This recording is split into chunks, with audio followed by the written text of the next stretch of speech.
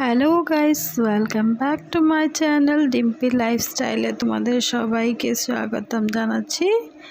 আর আজকে আমি করব বোয়াল মাছের ঝাল। তো সবার প্রথমে কড়াইয়ে তেল দিয়ে বোয়াল মাছগুলো ভেজে নিব। আর দেখো এখানে এক এক করে সব বোয়াল মাছ দিয়ে দিয়েছি আমি এখানে।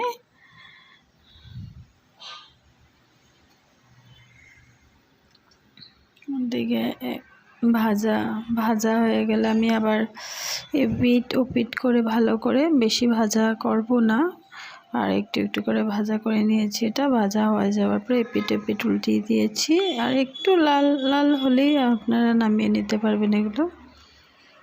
তো এভাবে ঘরে আপনারা করে দেখবেন, খুব খেতে খুব দারুণ হয়। একবার আপনারা নিশ্চয়ই ট্রাই করে দেখবেন এগুলো ঘরে।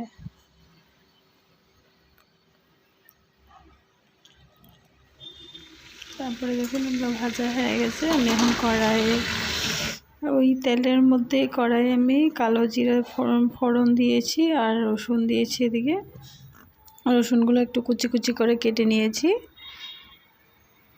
তারপরে দেখুন রসুনগুলো ভাজা ভাজা হয়ে যাওয়ার পরে এখানে আমি একটু ভালো করে ভেজে নিয়েছি রসুনগুলো। তার মধ্যে আমি এখানে দিয়ে দিয়েছি পেঁয়াজ কুচি, একটা মাঝারি সাইজের পেঁয়াজ কুচি দিয়ে দিয়েছি এখানে আমি।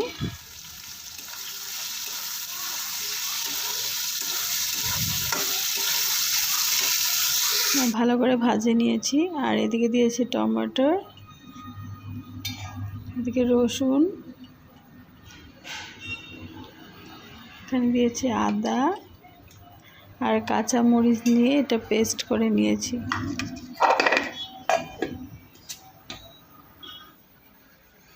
এই পেস্টটাকে এই তেলের মধ্যে দিয়ে ভালো করে ভাজবো। ভাজা যখন থেকে তেল ছাড়বে না তখন থেকে ভালো করে ভেজে নিব। এটাকে মশলাটাকে ভালো করে কষতে হবে, নাহলে টমেটোর যেটা কাঁচা গন্ধ থাকে এই গন্ধটা থাকবে।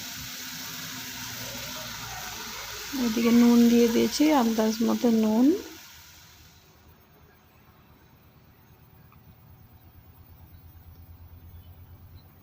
এদিকে হলুদ, জিরে, একটু গোলমরিচের গুঁড়ো, কাশ্মীরি মির্চ, চিনি সব একসাথে দিয়ে ভেজে নিব ভালো করে।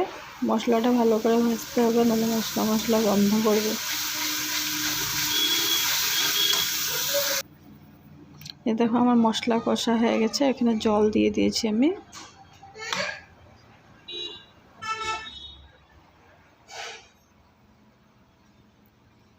তারপরে মাছগুলো দিয়ে এখানে